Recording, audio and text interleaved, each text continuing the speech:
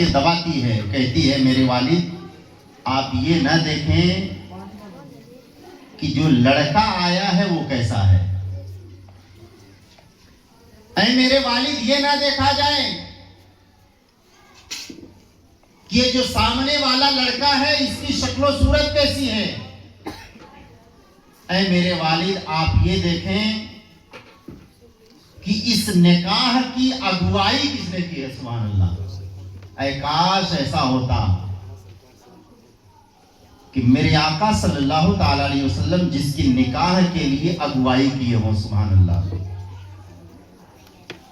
کیا کہنا۔ اس بچی نے کہا کہ اے میرے والد آپ یہ سوچیں کہ اس لڑکے کو بھیجنے والا کون ہے۔ سبحان اللہ،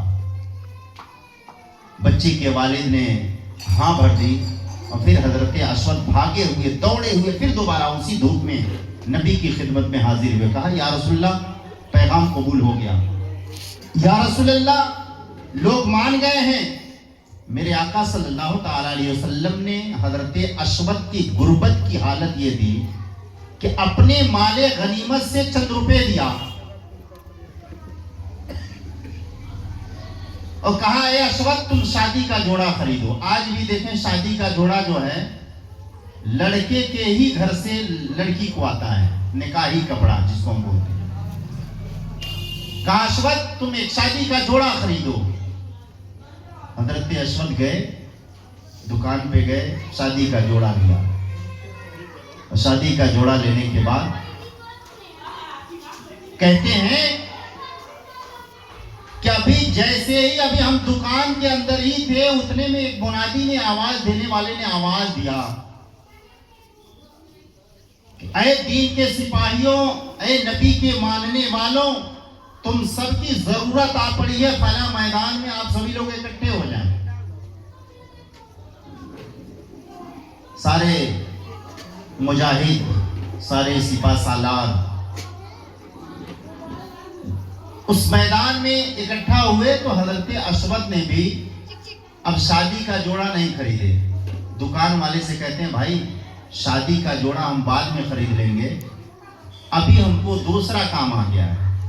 آج کے دور کا کوئی دکاندار ہوتا تو یہ کہتا بکا ہوا مال واپس نہیں ہوگا، لے کے جائیں بدل سکتے ہیں لیکن واپس نہیں ہوگا۔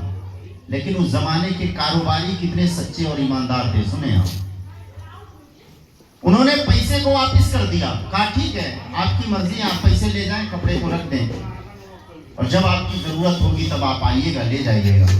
اسی پیسے سے حضرت اسود نے ایک تلوار اور ایک ڈھال خریدی اور لے کر اس میدان میں پہنچے، اور جہاں جو حکم ملا صحابہ کی جانب سے،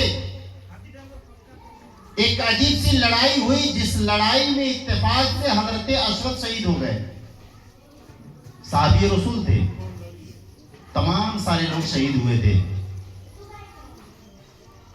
تو جب لڑائی ختم ہونے کے بعد صحابہ کی جماعت میرے نبی کے ساتھ اس میدان میں پہنچی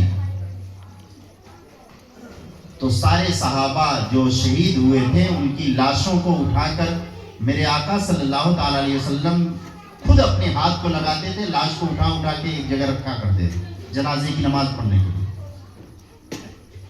اور جب ایک کے بعد دیگر جب حضرت اسود کے پاس تشریف لائے میرے نبی تو مسکرانے لگے، خود میرے نبی بھی غمگین تھے، رو رہے تھے، آنکھیں اشکبار تھی، مسکرانے لگے۔